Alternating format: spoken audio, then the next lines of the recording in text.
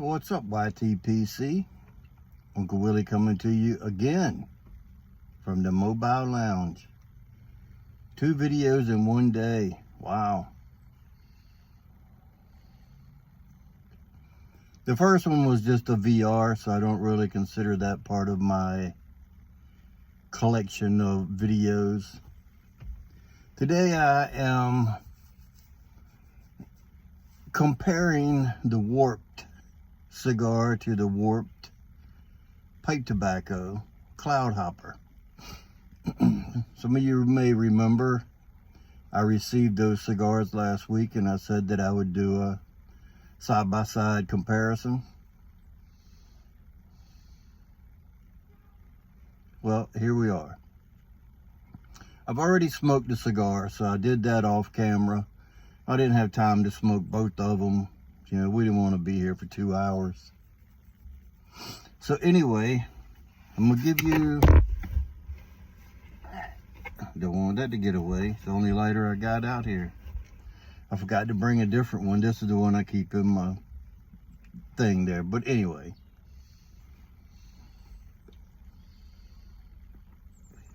The warped cigar was the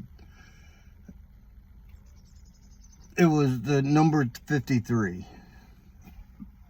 And if you know anything about warped cigars, Kyle Gillis is the owner of it, the blender of the cigars.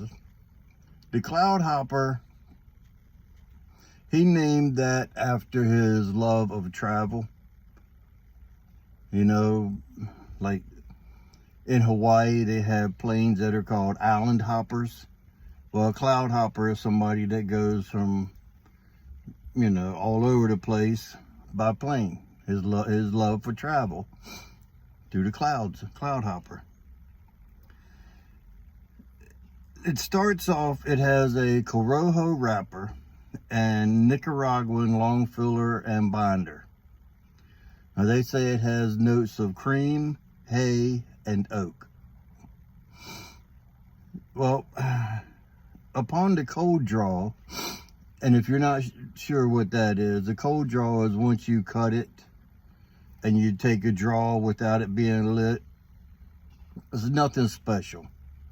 I could taste a little Corojo wrapper, or I'm not gonna say I can taste the Corojo, I could taste the wrapper. So, I mean, I couldn't tell you what kind of wrapper it was in a blind taste test, but I could taste the cigar wrapper on the cigar. The cigar itself is a 5.2 by 42. So it's a Corona, basically. The first third, it started burning bad. It was like it had a bunch of leaves on one side and it just wanted to run up the one side. So I didn't touch it up. I wanted to see what it would do. It had a little spice on the retrohale in the first third. So going into the second third, it started building back up, or burning right. It caught up and corrected itself on burn. So the burn line in the second third was a lot better. The retrohale lost its spiciness. Usually it would get more spicy, but this cigar felt like it got weaker as it went on, instead of building in flavor and strength. I did get some creamy taste, no wood, no oak, no cedar, nothing like that. I paired it with coffee, so it had a little coffee taste. Not like you're drinking coffee. If you smoke cigars, you'd know what that coffee flavor is from a cigar. This is the wrapper off of it, or the band off of it. And that was basically it. It was just like a mediocre cigar. Worth $5? Yeah. Would I buy it again? No. it wasn't worth buying again. I bought a 5-pack. I'll smoke through those and call it a day.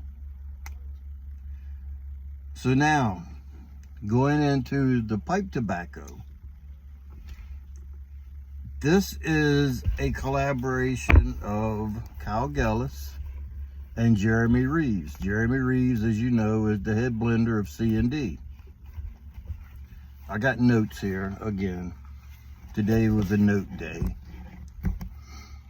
It is a Virginia, Perique, and Cigar is the components in the pipe tobacco. Now, what I find funny, because it's different, is the cigar leaf, the cigar wrapper is Corojo, but in the warped cloud hopper pipe tobacco, they use Virginia, Perique, and a Criollo. It says double A aged Criollo, not Corojo, a Criollo wrapper. I would have used both the same. I would have used the wrapper from the cigar in the pipe tobacco, but that's just me. So it says it's Italian air-cured tobaccos, yellow and red Virginias, Perique, pressed into cake, and then flakes. Well, I just happened to bring the jar out with me, because I wanted you to get a smell. Oh, my first impression is barnyard.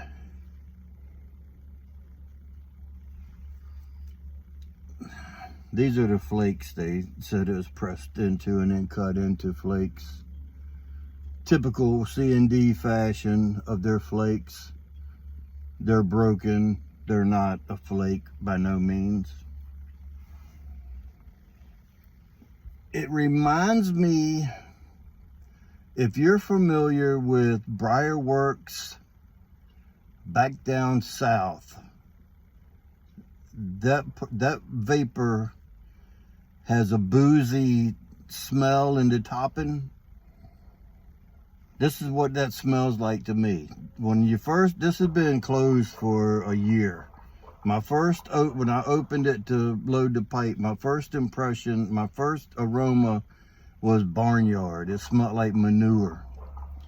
After breaking it up and putting it back in the jar after I loaded the pipe, it's got that boozy smell, such as the Briarworks back down south.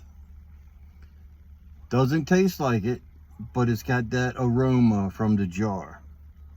I've had this for like a year.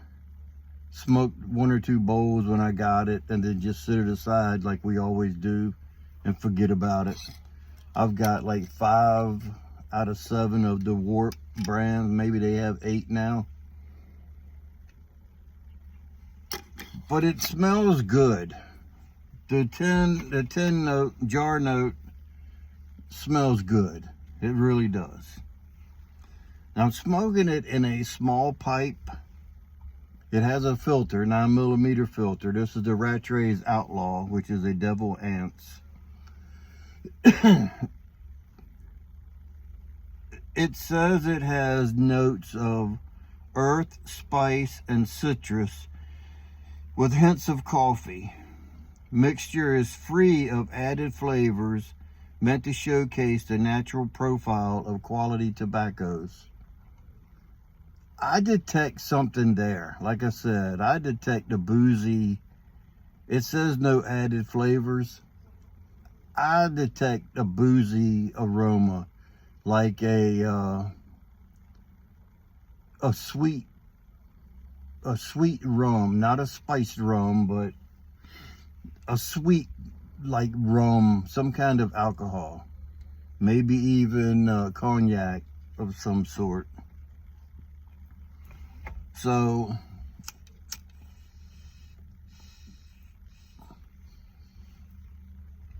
I used a small pipe because vapors tend to bite me nowadays. And I wanted to see, since it's a small pipe, I wanted to see if it would bite me.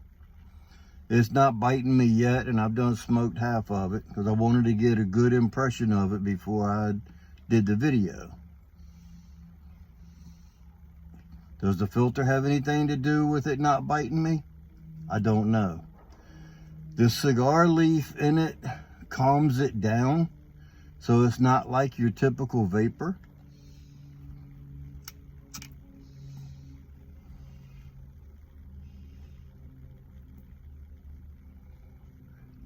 It's not spicy from the Perique.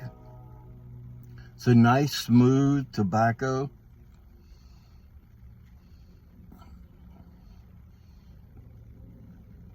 And if you just do a retrohale like that, you don't really get any spice or anything from the Perique or the booziness in it or the cigar leaf. You don't get really anything out of it. But now if you reach for it,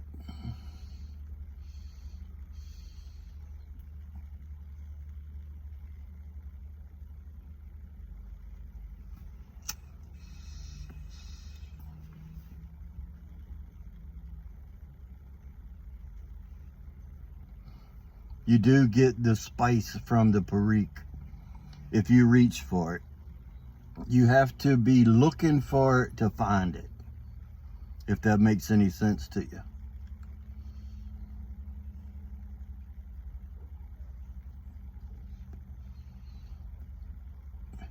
Burns great. The moisture level in this jar without a Boveda pack and being a year old is still moist. Some of you, it might be too moist. You might want to dry it. For me, you know, we're not going to get into the drying and the whatnot. But like I said, you got to reach for the spiciness, and it's spicy like a pepper, like a maybe a black pepper.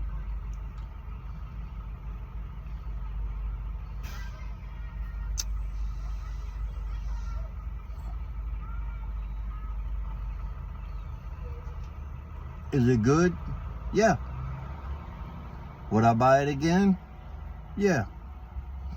As a matter of fact, I have 2 tins in the box in there, my cellar, whatever you want to call it. But I have 2 tins of it in there now. Plus I have this jar, which is pretty close, probably 3/4 of a tin right there. Because it comes in the big tin with the plastic lid, not the little square ones. The cold draw on this before I lit it was a boozy taste. So that's why I say I think there's something in there, but that's just me.